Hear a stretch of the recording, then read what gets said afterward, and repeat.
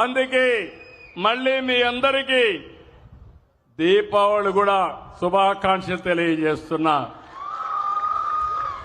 అయితే ఈ సందర్భంగా ఒక విషయం మీకు చెప్తున్నాను. పండుగలు మన భారతీయ సంస్కృతిలో భాగం. ముఖ్యంగా మన తెలుగువారు కూడా అత్యంత భక్తితో, నిష్ఠతో, శ్రద్ధతో జరుపుకుంటాం. ఈరోజు మీరు చూస్తే కృష్ణమ్మ ఎంత బ్రహ్మాండంగా పారుతా ఉందంటే, ఆ కృష్ణమ్మ వారధికి సాయంత్రం ఒక్కసారి పోయి చూస్తే కన్నుల పండుగగా ఉంటుంది, ఆహ్లాదాన్ని ఇస్తుంది. ఆ కృష్ణమ్మ తల్లి ఈ విజయవాడని టచ్ చేసి సముద్రంలోకి పోవడం మన అదృష్టం అని చెప్పి నేను మీకు తెలియజేస్తున్నా. ఇంకో పక్క దుర్గమ్మ తల్లి ఇక్కడే ఉంది.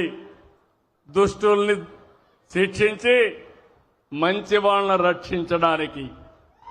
నేను అడుగుతున్నా మీ అందరికీ, మనం కూడా ఒకటి గుర్తుపెట్టుకోవాలి. ఈరోజు మీరు చూస్తే మనం చేసుకునే పండుగలు ఎందుకు చేసుకుంటాం గుర్తు చేసుకోండి. దసరా అంటే ఎందుకు చేసుకుంటాం గుర్తుందా తమ్ముళ్ళోని అడుగుతున్నా. ఏంటి, మహిషాసురుడు ప్రజల్ని వేధిస్తే ఆ వేధింపులు భరించలేక ప్రజలు ఇబ్బంది పడతా ఉంటే దుర్గమ్మ వచ్చి మహిషాసురుణ్ణి చంపి ప్రజల్ని రక్షించింది. అవునా కాదా అని మిమ్మల్ని అడుగుతున్నా. నిజమేనా? ఇంకో పక్క దీపావళి వస్తా ఉంది. దీపావళి అంటే అప్పుడు నరకాసురుడు ఒక రాక్షసుడు ఉండేవాడు. ఆ రాక్షసుడు అందరినీ ఇబ్బందులు పెట్టేవాడు. అప్పుడు సాక్షాత్ శ్రీకృష్ణ భగవానుడు సత్యభామతో కలిసి వచ్చి ఆ నరకాసురుని చంపి ప్రజల జీవితాల్లో వెలుగులు నింపాడు. అవునా కాదా అని మిమ్మల్ని అడుగుతున్నా. అందుకే దీపావళి బ్రహ్మాండంగా చేసుకుంటున్నాం. దసరా బ్రహ్మాండంగా చేసుకుంటున్నాం. దీంట్లో ఒక మెసేజ్ ఉంది. దుష్టుల్ని ఎట్టి పరిస్థితుల్లో ఉపేక్షించకూడదని నేను అడుగుతున్నా. ఇప్పుడు మిమ్మల్ని అందరినీ 2004లో ఏం తమ్ముళ్ళు ఎవరన్నా నవ్వే పరిస్థితిలో ఉన్నారా ఈ రాష్ట్రంలో? పండుగలు చేసుకునే పరిస్థితిలో ఉన్నారా ఈ రాష్ట్రంలో? ఆటో డ్రైవర్లు స్వేచ్ఛ ఉందా ఈ సమయంలో? మీటింగులు పెడితే పరదాలు కట్టుకొని వచ్చేవాళ్ళు. మేము జల్సాగా 11 కిలోమీటర్లు ఆటో ఎక్కి నేరుగా ఇక్కడికి వచ్చాం. ఎప్పుడన్నా చూశారా ఇలాంటి సంఘటన మీరు? ఇంకో పక్క ఇక్కడ మీటింగ్ పెడితే పారిపోతారని గోతులు దువ్వేవాళ్ళు, కందకాలు తీసేవాళ్ళు.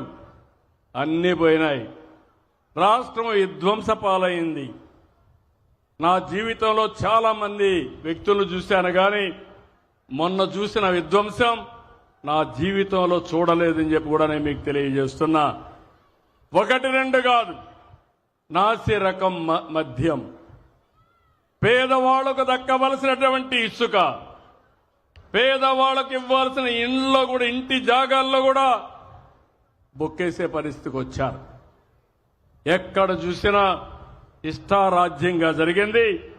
అందుకే నేను మిమ్మల్ని అడుగుతున్నా, ఇలాంటి దుర్మార్గులు రాజకీయాలకు పనికొస్తారా తమ్ముళ్ళు అని మిమ్మల్ని అడుగుతున్నా. మీరు అప్రమత్తంగా ఉండాలా లేదని అడుగుతున్నా. మీకు ఇచ్చిన దసరా సందేశాన్ని గుర్తుపెట్టుకుంటారా అని మిమ్మల్ని అడుగుతున్నా. దీపావళి గుర్తుపెట్టుకుంటారని మిమ్మల్ని అడుగుతున్నా. మళ్ళా ఈ రాష్ట్రంలో ఇలాంటి దుష్ట శక్తులు రాకుండా, మళ్ళా మనకు చెడు జరగకుండా మనం కాపాడుకోవాల్సిన అవసరం ఉంది. అదే చరిత్ర నేర్పిన పాఠం, అదే మనకు వారసత్వంగా వచ్చే పండగలని చెప్పి నేను మీకు తెలియజేస్తున్నా. ఈరోజు మిమ్మల్ని కోరేది, ఎక్కడికక్కడ వైకుంఠపాళి వద్దు. మన వాళ్ళకు ఒకటి ఉంది, అన్నీ ఇచ్చిన తర్వాత ఆలోచిస్తారు. అన్నీ ఇచ్చారు, ఇంకొకడు వస్తే ఏదో ఇస్తాడని. ఏమి ఇవ్వడు, ఉండే అన్ని పీకేస్తాడు. ఆ విషయం మీరు గుర్తుపెట్టుకోవాల్సిన అవసరం ఉంది. ఎప్పుడు కూడా ఒకటి గుర్తుపెట్టుకోవాలి. ఈరోజు గుజరాత్లో